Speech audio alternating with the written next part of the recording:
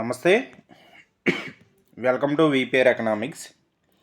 ఈ వీడియోలో మనం 1948 పారిశ్రామిక విధాన తీర్మానానికి సంబంధించినటువంటి బిడ్ బ్యాంక్ అనేది చూద్దాం. ఈ 1948 పారిశ్రామిక విధాన తీర్మానానికి సంబంధించి బిడ్ బ్యాంక్లో మొదటిది 1948 పారిశ్రామిక తీర్మానానికి సంబంధించి సరైన అంశాలను గుర్తించండి అనేది మొదటి ప్రశ్న. 1948 ఏప్రిల్ 6న ప్రవేశపెట్టబడింది. నాటి పరిశ్రమల శాఖ మంత్రి శ్యాంప్రసాద్ ముఖర్జీ ప్రకటించారు. మిశ్రమ ఆర్థిక వ్యవస్థ ప్రవేశపెట్టబడింది. పరిశ్రమలు 4 వర్గాలుగా విభజింపబడ్డాయి అనేటువంటి 4 అంశాలు ఇచ్చాడు. ఇందులో సరైన అంశాలు గుర్తించండి అని ఇచ్చాడు.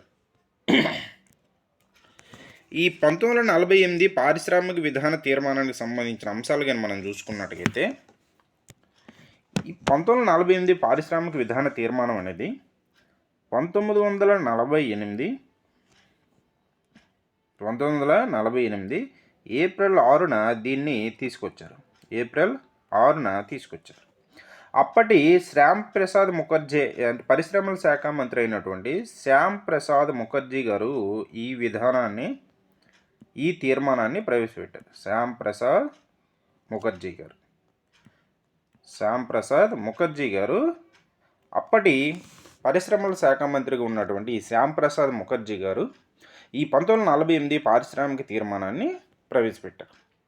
ఈ 1948 పారిశ్రామిక విధాన తీర్మానంలో పరిశ్రమల్ని ప్రధానంగా 4 వర్గాలుగా విభజించారు. ఈ 4 వర్గాలుగా విభజించి పరిశ్రమల్ని అదేవిధంగా మనకి 1929లో ఆర్థిక మాంద్యం అనేది వచ్చింది. ఈ ఆర్థిక మాంద్యం అనేది పెట్టుబడిదారీ ఆర్థిక వ్యవస్థలో ప్రధానంగా సంభవించింది. కాబట్టి భారతదేశం స్వాతంత్రం అప్పుడే వచ్చింది.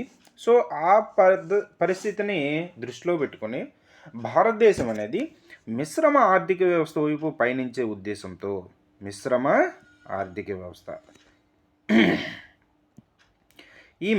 ఆర్థిక వ్యవస్థ వైపు పయనించే ఉద్దేశంతో అంటే ప్రభుత్వం, ప్రైవేట్ రంగాలు ఈ రెండూ కూడా సమన్వయంతో 2 రంగాల కలయికతో భారతదేశం అనేది మిశ్రమ ఆర్థిక వ్యవస్థ పయనించే ఉద్దేశంతో మొదటి పారిశ్రామిక విధాన తీర్మానంలో ఈ మిశ్రమ ఆర్థిక వ్యవస్థకి ప్రాధాన్యత ఇవ్వడం అనేది జరిగింది. కాబట్టి ఇప్పుడు మనకి ఇచ్చినటువంటి ఆప్షన్లో ఒక్కొక్క దాన్ని కానీ మనం చూసుకున్నట్టుగైతే, ఆప్షన్ ఏ 1948 ఏప్రిల్ 6న ప్రవేశపెట్టింది. సో ఇది కరెక్ట్. నాటి పరిశ్రమల శాఖ మంత్రి శ్యాంప్రసాద్ ముఖర్జీ ప్రకటించారు. సో ఇది కరెక్ట్. మిశ్రమ ఆర్థిక వ్యవస్థను ప్రవేశపెట్టింది. సో మొదటి పారిశ్రామిక విధాన తీర్మానం అనేది మిశ్రమ ఆర్థిక వ్యవస్థను ప్రవేశపెట్టబడింది కాబట్టి ఇది కూడా కరెక్ట్. అదేవిధంగా పరిశ్రమలు 4 వర్గాలు విభజించారు. సో పరిశ్రమలు 4 వర్గాలు విభజించారు కాబట్టి ఇది కూడా కరెక్ట్. కాబట్టి మన ఆన్సర్ వచ్చేసి ఆప్షన్ A2 అనేది అవుతుంది. ABCD 4 కూడా సరైనవే అనేది మన యొక్క ఆన్సర్ అనేది అవుతుంది. నెక్స్ట్ ప్రశ్న కానీ మనం చూస్తే,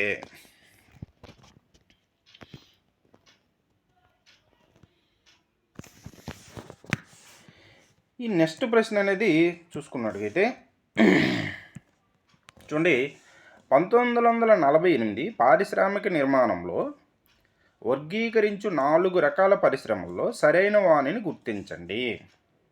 అది ఏ ప్రభుత్వ ఏకస్వామ్యాలు, మిశ్రమ రంగంలో పరిశ్రమలు, ప్రభుత్వ రంగ అజమాయిషీ గల పరిశ్రమలు, ప్రైవేట్ ఏకస్వామ్యాలు. మనకి 1948లో తీసుకొచ్చినటువంటి ఈ పారిశ్రామిక విధాన తీర్మానంలో పరిశ్రమల్ని ప్రధానంగా 4 రకాలుగా వర్గీకరించారు. ఈ 4 రకాల్లో మొదటిది ఏంటంటే ప్రభుత్వ అజమాయిషీ పరిశ్రమలు. వీటిని ఈ ప్రభుత్వ అజమాయిషీ పరిశ్రమల్లో 3 రంగాల పరిశ్రమల్ని ఉంచారు. అవి రైల్వే, అదేవిధంగా అదేవిధంగా శాంతి భద్రతలు. సో వీటిని ప్రభుత్వ రంగ ఆధ్వర్యంలో ఈ 3 రక్షణ అనేటటువంటి ఈ 3 అంశాలని ప్రభుత్వ ఆధ్వర్యంలో ఉంచడం అనేది జరిగింది. నెక్స్ట్ది రెండోది మిశ్రమ రంగ పరిశ్రమలు. అంటే ప్రభుత్వము, ప్రైవేట్ రంగ రెండాటిలో కూడా ఉంటాయి. వీటిని 18 రకాలుగా విభజించారు. 18 రకాలుగా ఈ పరిశ్రమలు విభజించారు. సో ఈ వీటిలో ప్రభుత్వము ప్రైవేట్ రంగం రెండు కూడా ఉంటాయి.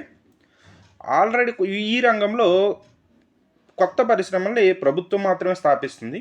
ఆల్రెడీ ప్రైవేట్ రంగంలో ప్రైవేట్ వ్యక్తుల చేతిలో ఉన్నటువంటి పరిశ్రమలు అనేవి 10 సంవత్సరాల వరకు ప్రైవేట్ వ్యక్తుల ఆధ్వర్యంలోనే రన్ అయ్యి 10 సంవత్సరాల తర్వాత వాటిని జాతీయం చేసేటటువంటి అంశాలని ప్రభుత్వం అనేది పరిశీలిస్తుంది. అలా మనకి మిశ్రమ రంగంలో పరిశ్రమలు. మూడోది ప్రభుత్వ అజమాయిషీ పరిశ్రమలు. ఇది 6 పరిశ్రమలు. మిశ్రమేమో 6 పరిశ్రమలు, ప్రభుత్వ అజమాయిషీ ఏమో 18 పరిశ్రమలు. 18 పరిశ్రమలు ప్రభుత్వ అజమాయిషీ పరిశ్రమలుగా విభజించారు. అంటే ఈ ప్రభుత్వ అజమాయిషీ పరిశ్రమలు అనేవి ప్రైవేటు వ్యక్తుల చేతిలోనే ఉంటాయి. ప్రైవేటు వ్యక్తులు వీటిని స్థాపించడం అనేది జరుగుతుంది. అయితే వాటిపైన నియంత్రణ అధికారం అనేది ప్రభుత్వానికి కలిగి ఉంటుంది. అవసరమైన పరిస్థితుల్లో ప్రభుత్వం అనేది వాటిని నియంత్రిస్తుంది. అలా మూడోది. నాలుగోది ఇతర పరిశ్రమలు. అంటే మూడాటిలో లేనటువంటి పరిశ్రమల్ని ఇతర పరిశ్రమలుగా నియమించారు. సో ఈ ఇతర పరిశ్రమలు అనేవి ప్రైవేటు వ్యక్తుల చేతుల్లోనే ఉంటాయి. అయితే అవసరమైన పరిస్థితుల్లో ప్రభుత్వ జోక్యం అనేది ఉంటుంది. ఇలా 1948 పారిశ్రామిక విధాన తీర్మానంలో పరిశ్రమల్ని 4 వర్గాలుగా విభజించడం అనేది జరిగింది. ఈ 4 వర్గాలు ప్రభుత్వ ఏకస్వామ్యాలు, మిశ్రమ రంగ పరిశ్రమలు, ప్రభుత్వ అజమాయిషీ పరిశ్రమలు, ఇతర పరిశ్రమలను 4 రంగాలుగా విభజించడం అనేది జరిగింది. సో ఇప్పుడు మన ఆప్షన్ కానీ మనం చూసుకున్నట్టుగైతే చూడండి, ప్రభుత్వ స్వామ్యాలు. సో ఇది కూడా కరెక్ట్. 1948 పారిశ్రామిక విధాన తీర్మానంలో పరిశ్రమలు 4 రకాలు విభజించారు. అందులో ఒకటి ప్రభుత్వ ఏకస్వామ్యాలు అనేది కరెక్ట్. సో ప్రభుత్వ ఏకస్వామ్యాలు కరెక్ట్. రెండోది మిశ్రమ రంగంలో పరిశ్రమలు. సో మిశ్రమ రంగంలో పరిశ్రమలు కూడా కరెక్ట్. నెక్స్ట్ ఈ ప్రభుత్వ రంగ అజమాయిషీ గల పరిశ్రమలు. సో ప్రభుత్వ రంగ అజమాయిషీ గల పరిశ్రమలు ఇది కూడా కరెక్ట్. ప్రైవేటు ఏకస్వామ్యాలు. సో ప్రైవేటు ఏకస్వామ్యాలు అనేది కరెక్ట్ కాదు. ప్రైవేటు ఏకస్వామ్యాలు అనేవి లేవు. ప్రభుత్వ ఏకస్వామ్యాలు ఏర్పాటు చేశారు కానీ ప్రైవేటు ఏకస్వామ్యాలు అనేవి లేవు. సో ప్రభుత్వ ఏకస్వామ్యాల్లో 3 పరిశ్రమలు ఏర్పాటు చేశారని చెప్పుకున్నాం ఆల్రెడీ. సో ప్రైవేట్ ఏకస్వామ్యాలు లేవు కాబట్టి డి అనేది తప్పు. కాబట్టి మన ఆన్సర్ ఏమో ABC ఉన్నటువంటిది కరెక్ట్ అవుతుంది. సో ఆప్షన్ 3 అనేది మన యొక్క ఆన్సర్. నెక్స్ట్ ప్రశ్న అనేది చూసుకున్నట్టుగైతే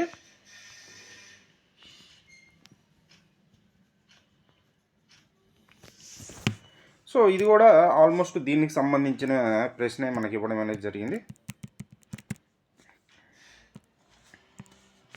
చూడండి, 1948 పారిశ్రామిక తీర్మానం ప్రకారం ప్రభుత్వ ఏకస్వామ్యాలు కిందికి రాని పరిశ్రమ కింది వానలో ఏది అనేది ప్రశ్న. అయితే 1948లో ఈ పారిశ్రామిక విధానాన్ని తీసుకొచ్చారు. ఇది 4 రకాలుగా విభజించారు. మొదటిది ప్రభుత్వ ఏకస్వామ్యాలు. వీటిలో 3 రకాల పరిశ్రమలు ఇచ్చారు. అది ఒకటి రైల్వే,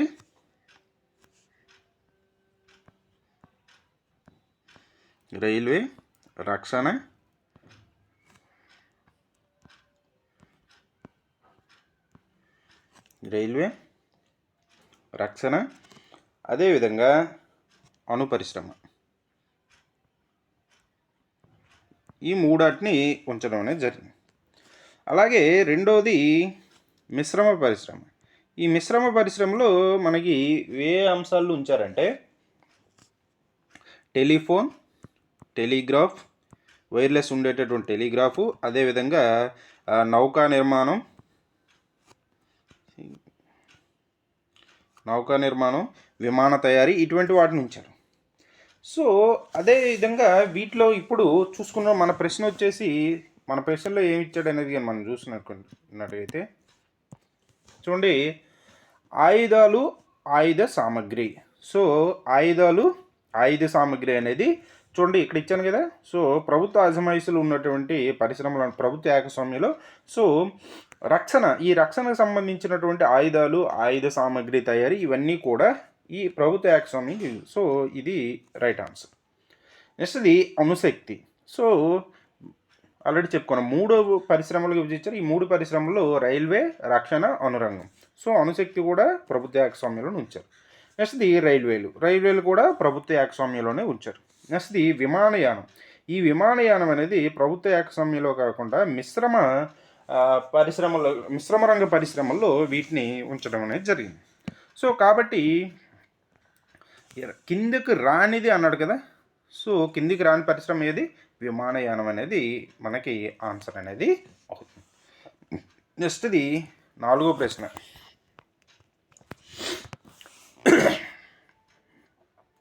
ఈ 4వ ప్రశ్న అనేది చూస్తే 1948 పారిశ్రామిక తీర్మానంలో పరిశ్రమల వర్గీకరణలో వివిధ విభాగాల కింద ఉన్న పరిశ్రమల సంఖ్యను గుర్తించండి. అంటే మనం ఈ పరిశ్రమలు 4 వర్గాలు విభజించారని చెప్పుకున్నాం కదా. సో ఆ 4 వర్గాల్లో ఎన్నెన్ని పరిశ్రమ రంగాల్లో విభజించారు? ప్రభుత్వ ఏకస్వామ్యాల కింద ఎన్ని ఉంచారు, అదేవిధంగా మిశ్రమ రంగాల పరిశ్రమలను, ప్రభుత్వ అజమాయిషీలు గల పరిశ్రమలు ఎన్ని ఉన్నాయనేది ఈ ప్రశ్నలో ఇచ్చినటువంటి అంశం. సో దీన్ని చూసుకున్నట్టుగైతే ఆల్రెడీ చెప్పుకున్నాం. దీన్ని 1948లో శ్యాంప్రసాద్ ముఖర్జీ గారు తీసుకొచ్చారు. ఈ 1948 పారిశ్రామిక విధాన తీర్మానంలో పరిశ్రమలు 4 రకాలుగా విభజించారు. సో మొదటిది ప్రభుత్వ ఏకస్వామ్య పరిశ్రమలు.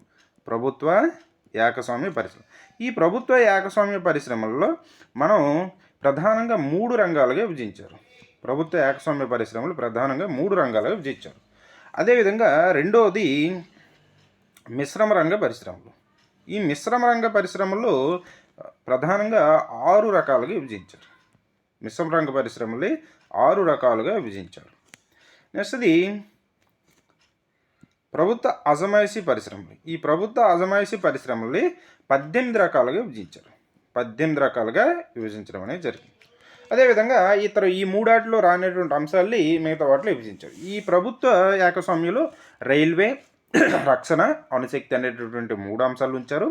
సో మిశ్రమ అనేటటువంటి దాంట్లో మనకి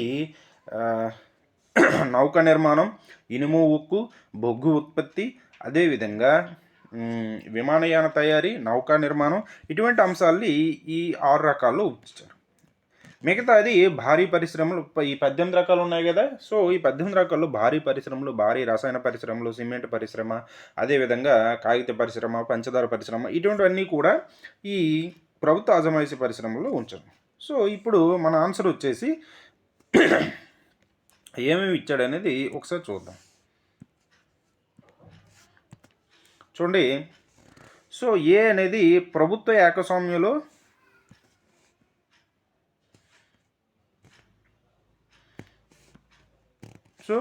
ప్రభుత్వ ఏకస్వామ్యంలో ఉన్నట్టు పరిశ్రమలు ఎన్ని? 6 అనేది ప్రభుత్వ ఏకస్వామ్యంలో, 3 అనేది ప్రభుత్వ ఏకస్వామ్యంలో ఉన్నాయి. అదేవిధంగా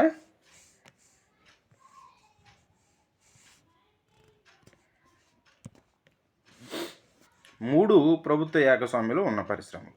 సో ఇది రైట్. అదేవిధంగా మిశ్రమ రంగంలోని పరిశ్రమలు ఎన్ని? 6.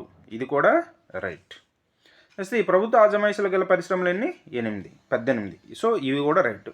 మన ఆన్సర్ వచ్చేసి ఇప్పుడు 1లో ఏది ఉందో చూసుకోవాలి. ఏ అనేది 1 ఉంది. సో దీన్ని ఎలిమినేట్ చేసేయచ్చు, ఎలిమినేట్ పద్ధతిలోనే చూడొచ్చు. సో 1 అనేది ఏ కాబట్టి ఇంకా ఆన్సర్ అనేది ఇదే అవుతుంది. ఇంకెక్కడ 1లో ఏ లేదు కాబట్టి చూడండి, ఏ అనేది 1లో లేదు కాబట్టి సో మన ఆన్సర్ అనేది ఖచ్చితంగా ఇదే అవుతుంది. ఆల్రెడీ మనకి ఇది ఆన్సర్ కూడా తెలుసు కాబట్టి. సో మిశ్రమ రంగంలో పరిశ్రమలు ఎన్ని? 6 కాబట్టి 2B అనేది అవుతుంది. సో 2B అనేది అవుతుంది. సో ప్రభుత్వ రంగ అజమాయిషీలో గల పరిశ్రమలు ఎన్ని? 18. సో సి అనేది 3 అవుతుంది. సో ఎటు నుంచి ఎటు చూసుకున్నా మన ఆన్సర్ అనేది 1 అనేది అవుతుంది.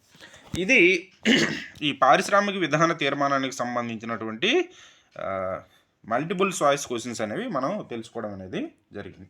ఇది మనం ఈ వీడియోలో చెప్పుకున్నటువంటి అంశం. ఈ వీడియో కనుక మీకు నచ్చినట్టయితే లైక్ చేయండి, షేర్ చేయండి, సబ్స్క్రైబ్ చేయండి. Thank you.